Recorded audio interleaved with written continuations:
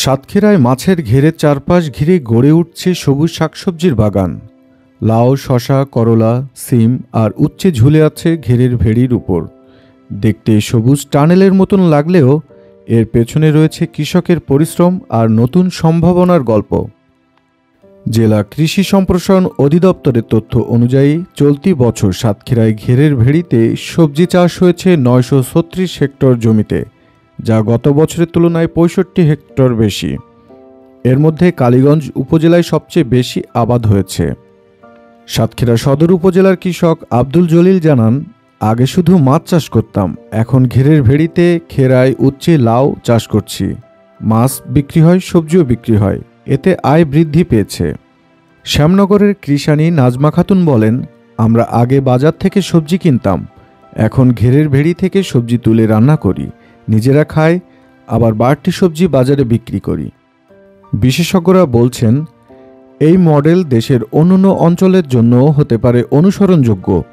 একই জমিতে মাছ ও সবজি চাষ, একদিকে আয় বাড়ছে, অন্যদিকে পুষ্টি নিরাপত্তাও নিশ্চিত হচ্ছে।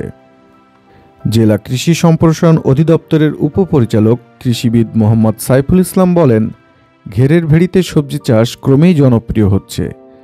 জমির সর্বোত্তম ব্যবহার নিশ্চিত হওয়ার পাশাপাশি এটি কৃষকদের জন্য বাড়তি আয়ের সুযোগ তৈরি করছে। মাছ ও সবজি একসাথে চাষ করলে ঝুঁকিও অনেক কমে যায়।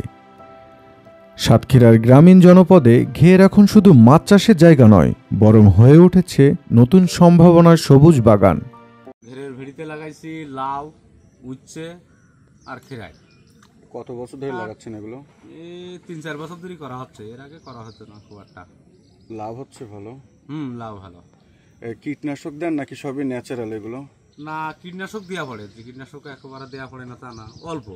এ সাইডে একটু কম লাগে, কারণ আপনার জমিতে একটু বেশি লাগে। আচ্ছা, জমিতে বেশি লাগে আর ঘেরের সাইডে যে চাষ হচ্ছে এখানে কম লাগার কারণ কি? কারণ হচ্ছে ফাঁকা জায়গা। তো তার মানে বলা যায় যে ঘেরের ভেড়িতে যদি এইসব চাষগুলো হয়, এটা কৃষকের জন্য আরো বেশি সুবিধার। ওকে, আপনি অসুবিধায় ভোগেন কি কি এখানে চাষ করে? অসুবিধা হচ্ছে হলো আপনার বৃষ্টি বেশি হলে একটু অসুবিধা হয়, এছাড়া কোনো অসুবিধা নেই আর। ওকে ওকে, ঠিক আছে। সবাইরে কিছু বলতে চাচ্ছেন যে তারা সবাই যদি মনে করেন এইভাবে যদি চাষ করে, তাহলে মনে করেন একটু সাশ্রয় ভালো হয়, সবাই একটু কম দামে কিনি খাতে পারে, এই আর কি।